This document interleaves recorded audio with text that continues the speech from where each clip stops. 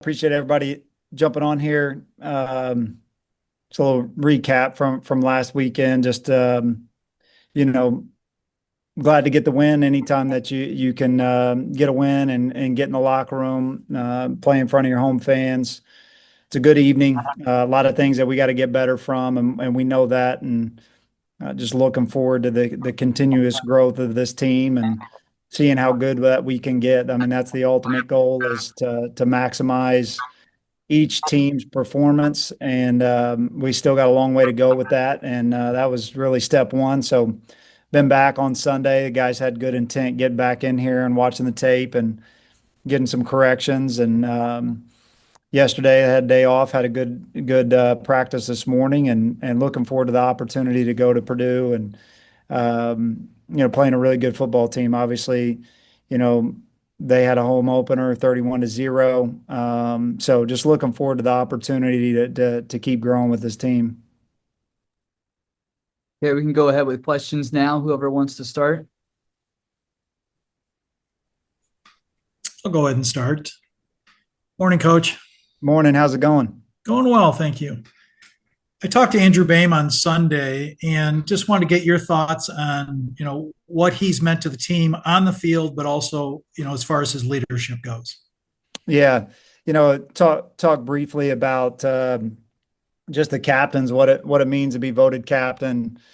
And I said that probably a lot of people didn't know Andrew Boehm on our team. He was transferred from Akron and was on our team last year and dealt with like plantar fasciitis in his foot and had was just dealt with it all year. Got called into action last year against South Dakota State. He really hadn't even practiced much all year. He started to practice but hadn't tackled anybody. Went out and played, and then re-aggravated the foot, and then has just been completely healthy. But I think just seeing him and his approach, and we talked to the other guys. I mean, whether you're a young guy, you're injured, just his approach to life, really. I get to see him in chapels and our Bible study, and just he's just has an unbelievable perspective on life. He never wasted a day. He didn't get, yeah, I'm sure there was frustrating times of, coming here and then not playing last year, but just the work behind the scenes. And then, his teammates saw it, just the way that he works, the accountability that he provides this team, and is a really good football player. And so I'm really happy for him as a person. And then obviously we're a better team because he's on the team. And then I wanted to follow up just by asking you, you kind of talked about Purdue off the top there. What most concerns you about Purdue? I don't know if I have one concern. Just obviously, they're a real good football team. I mean, they're in the Big Ten. They obviously, a lot of change, but also have a lot of respect for the guys that stayed. And you see that in who was voted captain, their quarterback, the toughness, a lot of change, and those guys up front, three of those guys staying committed, buying in to Coach Odom and staying there. And I'm sure the team and everybody. So a lot of new players. Obviously in this day of college football, you can go out and they have a lot more revenue to spend, whatever they spent to zero. So, it's, big, there's a lot of concerns, but I think for us it's the focus on, what we can do today to decide the outcome on Saturday. That's the only choice that you have. That's what I started my team meeting with it today is like, you can look forward and you can think about Saturday, but that's not going to get you ready to go. It's about just the boring answer of showing up to work every day, getting the details. Tuesday shouldn't, feel easy. There are some bumps out there in practice, which I stopped them and told them that's a good thing, right? Like, we need our looks to be tough and to get the details down and be chasing that each and every week. And then it's a grind to get to Saturday and then go out there and execute, and the score will take care of itself. Thank you very much. Appreciate it. Thanks, Dan. Let's go to Matt now. Morning, Coach. How are you? What's up, Matt? Not much. How you doing? Good. Good. Kind of building off of just, the topic about Purdue.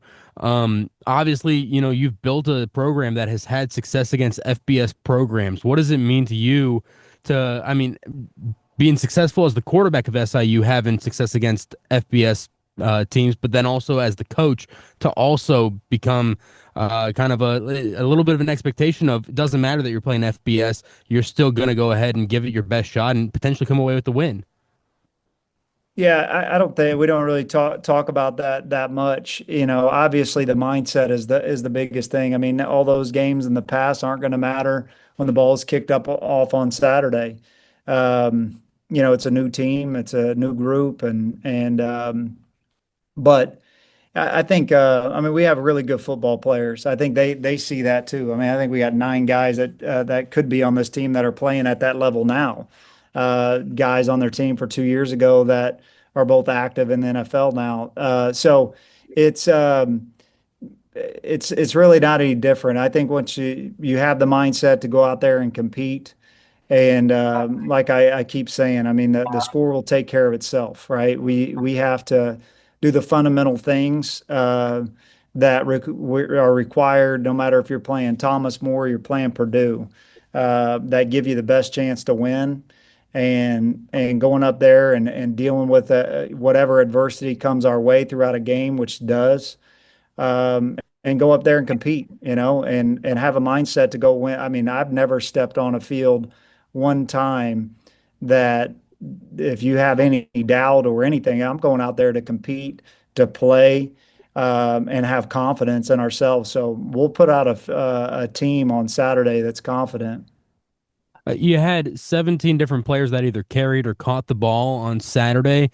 Obviously, you were in a position to put more guys in positions to get the rock. But what does it mean also to be able to get a few more clips on film of these guys getting those opportunities?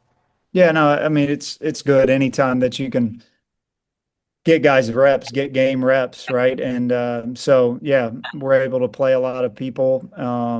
You know, some guys in their first action, and then so I think you're always trying to develop your team and develop depth. And it's Sundays we go out there and we have a developmental practice. We're all developing. I told them that I have a process every week that I'm trying to grow as a coach or grow as a play caller. That you're as soon as you feel like you're there, I mean, you're in college. I always use the example of these guys, our best players, if they would go next year and be on a practice squad in the NFL, it'd be a blessing, right? And now all of a sudden you're in the locker room and you're back as the developmental guy. And so for this game, it's the more reps that you're able to get, the better you're going to get, more experiences. And then there's, being able to play under the lights and get out there in game action is super valuable. And so being able to do that early in the season was good for us. And then I know we talked about it after the game, but just DJ playing so well on Saturday, and with just in mind in the context of he hadn't played since week 3 last year with a big wrist injury. Just how great was it to see him perform the way that he did on Saturday? Yeah, I think there's spreading the ball around, finding his completes. There's obviously some things we've got to be better, that on offense, and so. But yeah, I mean, I think we've talked about that a lot of just DJ's a really good player, and so the expectations are to go out. He holds himself to that standard, and so yeah, I think the big thing was just him getting back into a flow of games. It was almost a year ago now that when he got injured and was out. So just getting that feeling back and getting into that game mode, game rhythm was good for DJ. Thank you, Coach. Appreciate it, Matt. Bucky, you can go ahead whenever you're ready. All right. Good morning, Nick. How are you? What's up, Bucky? Well, the sun's up for one thing. But I was going to ask, you may have already covered it before I jumped on here, so sorry if I'm asking you to repeat something here. But after you watched the video on Saturday night's game, was there anything else that stood out to you besides what you mentioned in the minutes afterwards to us? I don't, and not one thing. I felt like the approach was right. I felt like the standard in which we want to play.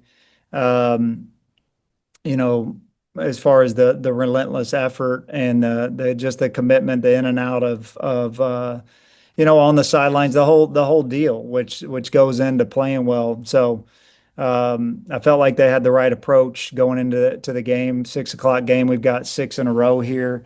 So I believe all of that matters. We do some of that stuff in training camp to prepare for late night games, and so I don't think I think there's it's not a finished product by any means out there if we want to continue to win football games. So we've got to get better, and it's on to the next game. Speaking of which, I guess Dan or Matt may have asked you about this, but with the exception of last year, your team has done pretty well in recent years playing these FBS teams. And you have kind of mentioned it before, the mindset your team takes into this game. What about that mindset has kind of helped your team be able to play so well in these bright spotlight games? Yeah, I don't know. We don't treat them any different. I mean, the game's still the same. The players are the same age as we are. These guys are highly competitive dudes. And so you just go out there and compete. You put together the best game plan that you can. We haven't won any of those games because we tricked them. Just you got to line up and play football and go compete. And you want to recruit and have a team that has that competitive spirit about themselves no matter what. I mean, that's the thing that you look for in recruiting, right? And oftentimes at this level, all the guys that we have that maybe transferred here, they would have loved for Purdue to recruit them, but they didn't, right? So they're here. So you show up with a little chip on your shoulder. And so, but you need to live with a chip on your shoulder. If we only have a chip on our shoulder when you play Purdue, the best guys that I've been around at whatever level, they just kind of have that competitive spirit. Doesn't matter what they're doing, where they're doing it, how many people are in the stands. And so, that's the type of team that you want to roll out there Saturday night. And the fundamental things of the game is still going to be who wins the game, who physically can be the most physical team, who's valuing the football, who's playing great on special teams and being disciplined, right? The penalties, just all those things. And if we come out and then after the game we're talking to you, if we've done those things well, we'll have played a good game. And one more thing, did your team make it through Saturday night's game pretty healthy? Yeah, everybody was a go today at practice, and so it was good for everybody to get reps, and it's full go for this week. Thanks, Nick. Appreciate it. All right, Joe, you can go ahead. Awesome. Thanks, man. Hey, coach, what's up? What's up, Joe? Hey, man, we talked about play calling last week. Could you talk a minute just about your wideouts? Jones, Davis, I mean, pretty elusive, especially yard after catch. Can you talk about that a little bit, trying to get the ball to them pretty quick around the line of scrimmage, and what do you think they can do kind of with their legs? We knew about Davis, but Jones was a good surprise. Yeah, and last week even talking about Jathan, really, a guy that's been around here a lot. I would say probably is practicing more practice as a Saluki than anybody in the history. And I'm not kidding around. I mean, like Jathan Jones was on the team and COVID was on the trip at Weber State as a true freshman. Like he's been around here. He's developed. He's had a lot of things to get better from. He's a completely different player than he was. And so really like asking about Andrew Bain, like as a head coach, you can really just that, in games, just you feel good about those guys getting their opportunity and seeing them succeed. Like as a coach, that's a rewarding thing. And so, yeah, I mean, Tay and VD slot guys, spreading the ball around. I think we've got a good receiver group. It's our job as a quarterback room to play fast And what that means is like, seeing it well and getting the ball out of your hands. Give it to those guys. They're skill guys for a reason and let them go make plays. There's never really been a bad completion in football in my eyes, right? Get the ball out of your hands, protect yourself, get the ball out, and get it to those playmakers. And, um, you know, a lot of times good things happen. And then DJ running early and often. When you see him get hit a couple times early, does that make you feel good, or were you holding your breath at all? Obviously, he wants to get in the flow of the game. Yeah, I think the flow. I used to tell Coach Kill all the time, like, run me early in the game, like get hit, um, get going. So I know DJ feels the same way, right? Like you're going to play this thing. There's no holding your breath or anything like this. Like it's you got to go play. You got to get in a feel. That's a good thing about through training camp. The quarterbacks are probably they don't hit. It's not a physical training camp for them physically, right? So just the soreness and the Sunday, the Monday, it's the best quarterbacks in the history of the game are those guys that can string together lots of games in a row, right? You think about all those guys, favorite players, Favre and Elway and Peyton Manning and Tom Brady and all of them, right? They've strung together a lot of seasons in a row. So it's you're gonna have to take some hits. You're gonna have to be physical, part of his game, and so it was good to see him get going a little bit. Last question, just about schedule. I know you can't control it, but is it something you embrace to be away from home for the next month, really? We don't get to see you back in Carbondale till October, but is that something you guys talk about, or you just kind of play them as they come?